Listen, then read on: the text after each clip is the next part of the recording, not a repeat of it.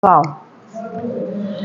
estou eu aqui mais uma vez, a convite do Carta, um homem que eu considero de muita coragem, né, porque está sempre aí me chamando para vir aqui falar.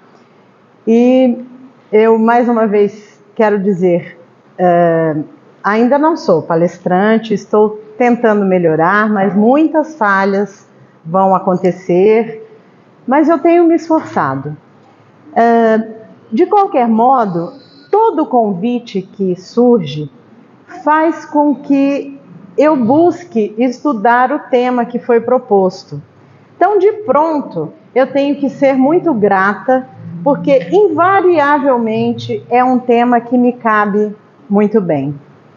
Ainda essa semana, falamos sobre isso na nossa reunião de terça, que é a fluidoterapia. Como é comum a gente receber um tema para apresentar, para falar, que é exatamente aquilo que a gente precisa estudar e conhecer um pouco mais. E foi exatamente o que aconteceu comigo. Ao ser apresentado o tema, ao Carta me passar o capítulo 23, intitulado Moral Estranha, eu percebi que eu tinha muito o que estudar a respeito do assunto e assim eu fiz. Estudei, li, assisti palestras, vi alguns vídeos. E o meu objetivo hoje aqui é passar para vocês a impressão que eu tive, o resumo de tudo aquilo que eu vi. E quero, sinceramente, que seja possível entender também o que eu entendi e que aquilo que eu trarei dê a vocês o mesmo que eu recebi, ou seja, um entendimento, uma clareza maior sobre o tema. O que é bastante gratificante, é muito bom. Muito bem. Então, entrando já no assunto propriamente dito, que é o capítulo 23, eu gostaria de fazer um comentário rápido. O Evangelho segundo o Espiritismo, ele é extremamente didático. A impressão que eu tenho é que foi um pedagogo que escreveu, né? Porque é tão... A sequência dele traz um entendimento, porque ele começa do mais fácil, vai ficando um pouquinho mais difícil, e nesse ponto em que estamos, o capítulo 23, e já desde o capítulo 21, ele coloca para a gente, Allan Kardec coloca para a gente o quê? Tudo aquilo que nós aprendemos, como é que nós vamos pôr em prática? Então, desde o capítulo 21, ele vem nos ensinando a colocar em prática tudo que nós estamos estudando lá desde o primeiro capítulo do Evangelho. O capítulo 21, só para ilustrar um pouquinho, para a gente lembrar, ele fala sobre falsos cristos e falsos profetas. Quando nós vamos estudar esse capítulo, a gente percebe o quê? Que nós conhecemos a doutrina, passamos a frequentar o centro espírita, fazer amizades, conhecer pessoas e admirar pessoas. Hoje em dia se usa muito esse termo, né? Seguir pessoas. Mas, neste capítulo, ele pede para que a gente fique mais atento e saiba exatamente quem são esses profetas aos quais a gente passa a seguir. E nesse meu estudo, buscando entender um pouco mais a respeito desse assunto, eu ouvi algumas palestras, inclusive de um filósofo, que eu não vou arriscar falar o nome porque eu costumo trocar, tá? Mas ou é o Karnal ou é o Clovis lá, enfim. E aí o que eu ouvi desse filósofo? Ele disse o seguinte, que todo falso profeta ou todo mentiroso, ele só traz a mentira depois de 9 verdades. Olha que interessante. A gente escuta a primeira verdade, a segunda, a terceira, a quarta. Quando você chega na 9ª, você fala, esse cara só fala a verdade. É aí que ele traz a primeira mentira, mas a gente já caiu. Tá? Então, esse capítulo 21, ele nos alerta para isso. A gente tem que estar atento. Somos espíritas, temos colegas espíritas, estamos trabalhando dentro da doutrina, mas presta atenção em quem você vai seguir, quem serão os seus profetas, quem serão aquelas pessoas que você vai realmente admirar. No capítulo 22, ainda uma instrução também, aliás, os 3 capítulos trazem instruções para a vida prática, para a vida, para o dia a dia. O capítulo 22 fala, o título dele é o seguinte: não separes o que Deus juntou. Aqui a gente entra falando sobre o casamento, tá? Mas não é somente sobre o casamento, na verdade são sobre as relações entre as pessoas, mas principalmente as relações que dão frutos de alguma maneira, né? E quando Kardec nos chama a atenção para este detalhe, ele faz com que a gente lembre, Jesus nos explicou sobre isso, que a gente lembre que se encarnamos com o propósito de evoluir espiritualmente, se temos um compromisso de evolução, nós vamos precisar de outras pessoas para nos ajudar e nós vamos ajudar outras pessoas também. Então, nas relações, alguns nos puxam para cima e nós puxamos alguns para cima. Assim como alguns nos puxam para baixo, etc. O que é importante nesse capítulo 22? A perseverança. Porque se é prova e expiação, é difícil. Se fosse fácil, não seria deste mundo. Então, as relações que nos levam a evoluir são relações difíceis. Mas precisamos perseverar. Ou seja, insistir um pouco. Insistir, ou seja, não desistir muito rapidamente das relações, seja casamento ou não, mas não desistir muito rapidamente. Eu acredito que hoje isso já não está tão comum, mas houve uma época que as pessoas se separavam muito rapidamente ou com muita facilidade. E aí, cabe um parêntese aqui. Nós devemos sim perseverar. É importante que a gente entenda que se Deus nos uniu àquela pessoa, é que existe algo para viver com aquela pessoa que nós precisamos para a nossa evolução. Mas nós conhecemos os mandamentos e o primeiro e principal mandamento nos diz o quê? Amar a Deus acima de todas as coisas e ao próximo como a si mesmo. Portanto, quando ele fala para você amar ao próximo, a Deus e ao próximo, a referência de amor que ele dá qual é? O amor próprio, certo? Como a si mesmo. Amar ao próximo mais do que a si mesmo? Não. Amar tanto quanto você se ama. Sabe o que é amor perfeito? É o amor que você tem por si. Ame ao próximo igual você se ama. Entendemos então que uma relação, ou seja, se você tem um parceiro, ou se Deus uniu você a uma pessoa que está além da sua capacidade, que está além ou invadindo o seu amor próprio, você tem obrigação de se salvar, ok? Então, perseverar, insistir, tentar, mas não esquecer de si. Esses 2 primeiros capítulos, essa introdução é mais para que a gente compreenda por que tudo isso. Então, nós já conhecemos o Evangelho inteiro, quase inteiro, estamos aí partindo para a prática. Aí vem o tal do capítulo 23 com o título Estranha Moral ou Moral Estranha. Estranho mesmo, porque tudo que esse capítulo diz a gente já fala, não foi Jesus que disse isso, não é possível. Alguém que acabou ou que nos ensinou a lei do amor, que acabou com olho por olho, dente por dente, que nos disse para amar ao próximo. Aí nós temos, eu acredito que Kardec justamente deu este título a este capítulo para chamar a nossa atenção. Não leia com indiferença, não leia como lemos o primeiro, o segundo, o terceiro, não foi com indiferença, mas foi fácil de entender. Este capítulo você tem que parar e analisar um pouco mais, porque realmente é estranho. O que é estranho? Aqui ele vai nos ensinar uma série de detalhes a respeito da nossa vida enquanto espíritas.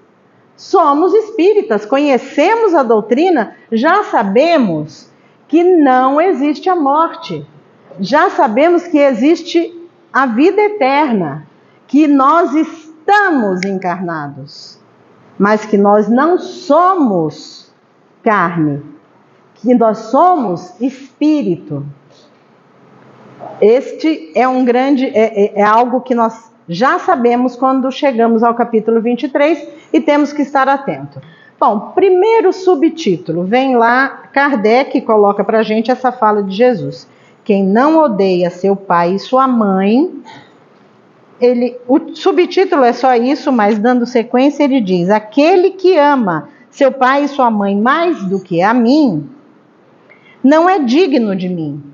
Aquele que ama seu filho e sua filha mais do que a mim, não é digno de mim. Primeiro nós vamos ter que colocar isso aqui no contexto. Então, na época, no momento, na linguagem que era usada, hebraico, se não me engano, é isso, Carta? Né? E as palavras tinham sentidos diferentes. Na verdade, à medida que nós vamos evoluindo, o tempo vai passando, vão surgindo palavras diferentes. Quer ver? Quem aqui até 10 anos atrás sabia o que era o WhatsApp? Ou sabia o sentido de curtir? São palavras que surgiram agora, para a nossa atual realidade. E lá naquela época haviam palavras que eram próprias daquele momento. E esta palavra, ódio, então quando ele fala quem não odeia seu pai e sua mãe, ela não tem esse sentido de ódio. Jesus não disse há poucos capítulos que deveríamos amar, honrar, respeitar o nosso pai e nossa mãe? Ele não mudou isso. Na realidade, o que ele quer é chamar a nossa atenção para o seguinte: nós não somos só uma família de pai, mãe, filhos e irmãos. E aí nós lembramos daquela passagem onde Jesus pergunta: quem é minha mãe? Quem são meus irmãos?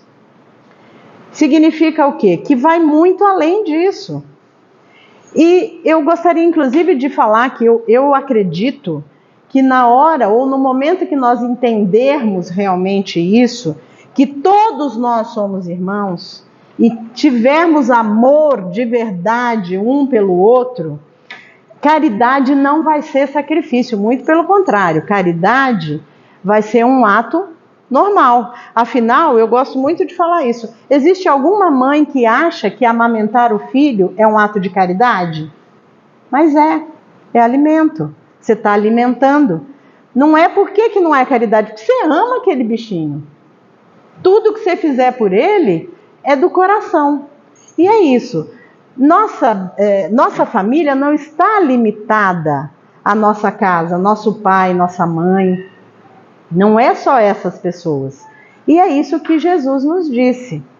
Quando ele diz odeia, quer dizer, você não pode amar mais o seu pai e a sua mãe do que ama a Deus, do que ama aos outros. Você pode cuidar mais, você tem mais obrigações, mas o amor que você tem por ele não pode ser superior ao amor que você tem por Deus. E isso é importante que a gente compreenda. Esqueçam a palavra ódio, porque ela não cabe aqui. Amar mais, é isso que ele quis dizer, tá? Que não podemos amar mais. No próximo item deste mesmo capítulo, ele fala: abandonar seu pai, sua mãe e seus filhos para seguir a Deus. E aí, quando eu disse para vocês no início que cabia muito para mim estudar este capítulo, é justamente por conta disso. Eu sou uma mãe de 3 filhos que hoje moram, o que mora mais perto está a 400 quilômetros daqui, o meu mais velho, a do meio a 700 e o caçula a 900. Cada um mais distante do que o outro. E pior, é Ribeirão Preto, a outra é Itapetininga, que fica bem longe de Ribeirão, e o caçula está em Belo Horizonte, que é longe. Enfim, estão todos muito distantes. Os pais que estão aqui sabem como é difícil a gente abrir mão ou aceitar que um filho vai embora, vai para longe. É um grande desafio. Mas será que aqueles que têm um filho dentro de casa, existe uma geração hoje que chamam de nem, que nem estuda, nem trabalha, nem vai para frente, será que ele não sofre também com isso? Dar aos nossos filhos a condição de ir adiante e formar a família deles é um gesto de coragem. É muito difícil, mas nós somos capazes de ser felizes por eles. Dá muita saudade, é muito difícil, mas é tão bom saber que está indo tudo bem e que tudo que você fez está presente, ou tudo aquilo que os valores que você tentou passar, tudo que eles aprenderam, talvez não só com você, o mérito nem sempre é só nosso, mas que eles estão levando isso adiante. O meu filho mais novo, quando ele tinha 14 anos, ele sempre jogou tênis, desde muito pequeno. Aos 14 anos, terminando na época o 9º ano, ele recebeu um convite para fazer uma clínica. A clínica é quando você vai fazer lá vai jogar com uma turma. E ele foi fazer uma clínica em Santa Catarina. Foi lá, ficamos junto com ele uma semana, era finalzinho de novembro, fomos para Santa Catarina, ele ficou uma semana jogando dentro daquele clube lá, daquela escola, centro de treinamento. No final desta semana, o dono da escola reuniu os pais e falou: eu quero o seu filho na minha equipe. Mas meu filho tinha 14 anos.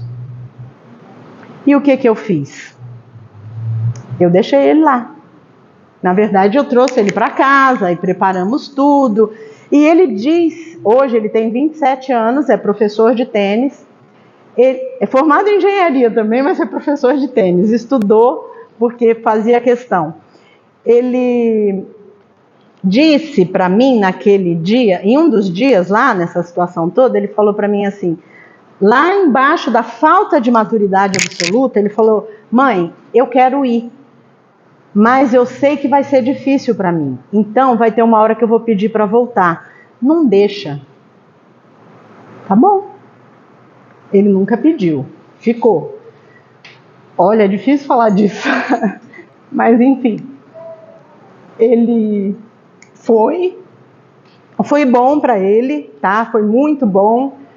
Ele ficou por 3 anos lá, jogou muito. Ele foi treinar na equipe do principal treinador do Brasil. Ele jogava e treinava com o Guga. Ele era atleta do Larry Passos.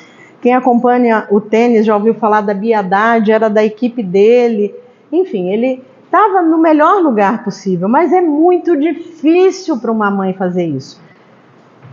Lá de Balneário Camboriú até a minha casa eram 900 quilômetros também, de novo, ele está lá a 900 quilômetros. Eu quase desidratei de tanto chorar, chorei o caminho inteiro, mas ainda assim eu fiquei feliz por ele estar lá, o sucesso dele, e tudo que ele fez, e tudo que ele aprendeu. De vez em quando eu penso, puxa vida, eu curti pouco o meu filho, porque uma vez que se sai de casa não volta mais.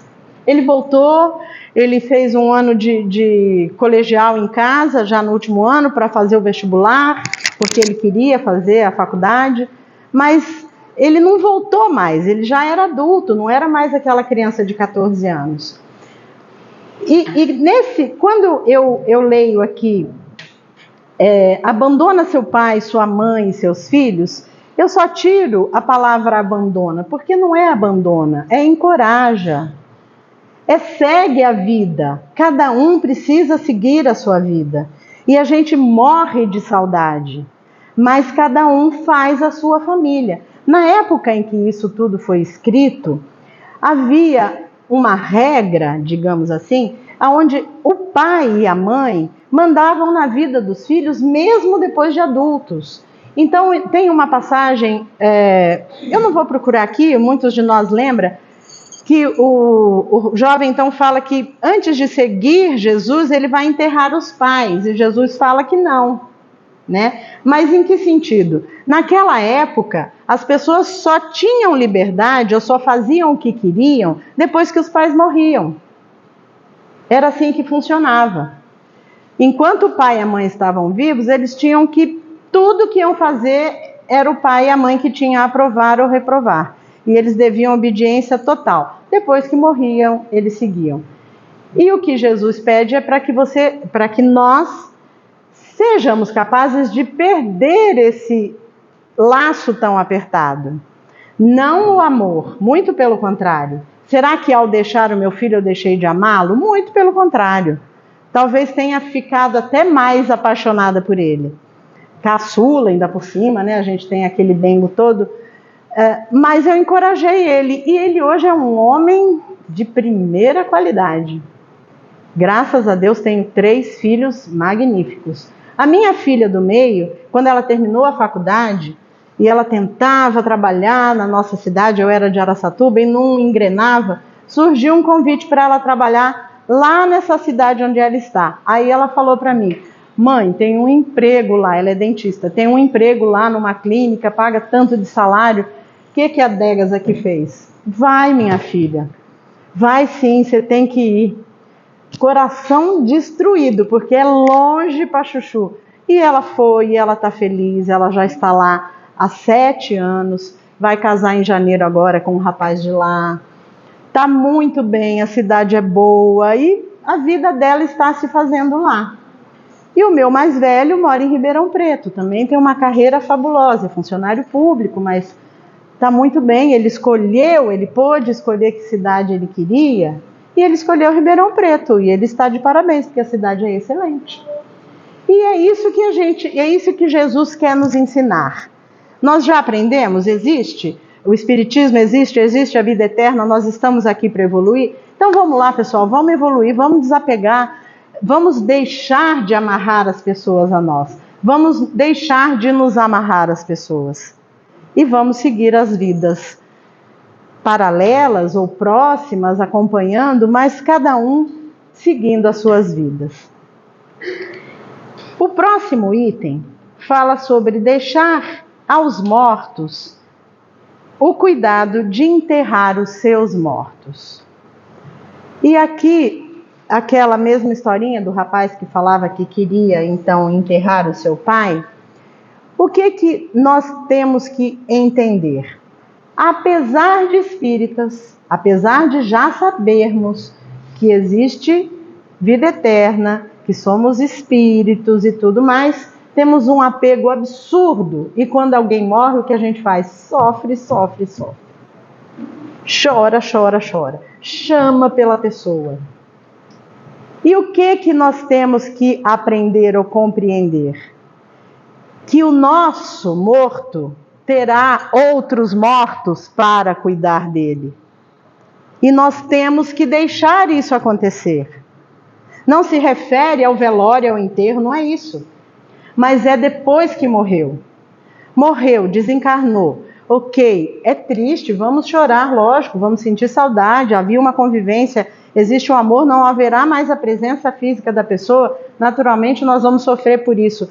Mas vamos deixar aos mortos o cuidado com os mortos. Ou seja, quando a gente desencarnar, e assim aconteceu com os nossos entes queridos, ao chegar no mundo espiritual, eles serão recebidos por aqueles que estão designados a recebê-los para ajudá-los na sua evolução, para poder fazer com que eles sigam estudando, para que eles possam compreender o que eles conseguiram ou não fazer nessa encarnação, para que eles possam seguir a vida espiritual.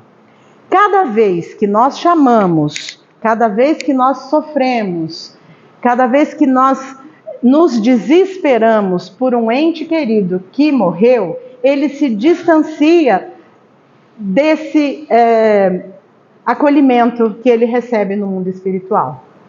E aí o que acaba acontecendo com ele é que ele fica mais ligado à matéria do que ao espírito. E isso sabemos como espíritas que é puro sofrimento. Portanto, é isso que temos que aprender. Vamos deixar os nossos mortos aos cuidados dos mortos. Todos nós temos alguém na nossa família que já foi. E se for mais alguém, vai receber essa pessoa. Mais fácil falar do que fazer? Sem sombra de dúvida. Mas a gente tem que tentar, perseverar, insistir. Não desesperar, não apelar, não chamar, tá? Caberia um capítulo à parte para falar sobre isso, mas enfim, o momento do velório, aquelas primeiras horas onde acontece o desencarne, existe uma proteção em volta do espírito desencarnado, que ele não vai ver o desespero. Ele vai ficar protegido justamente para que o desespero possa acontecer. Aconteceu? Enterrou? Acalmem seus corações e vamos seguir a vida. Ok?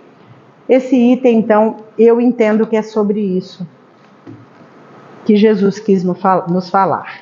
E por fim, não vim trazer a paz, mas a divisão. Mais uma vez, nos causa estranheza, né, a tal da moral estranha. Mas o que acontece nesse item? Alguém aqui sabe ou já ouviu falar de alguma novidade que não causa resistência ou negação, ou que as pessoas não aceitam com facilidade? No mundo corporativo, aí, na vida profissional, quando chega um chefe novo, a gente não acha, não sei não se vou gostar. Qualquer novidade que mexa com a vida das pessoas, a princípio a gente não aceita.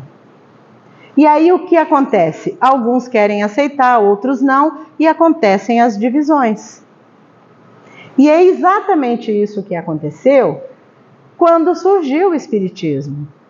Existiam dogmas, existiam outros valores, e de repente chega alguém que vem falar: existe a vida eterna, o seu corpo morre, mas seu espírito continua.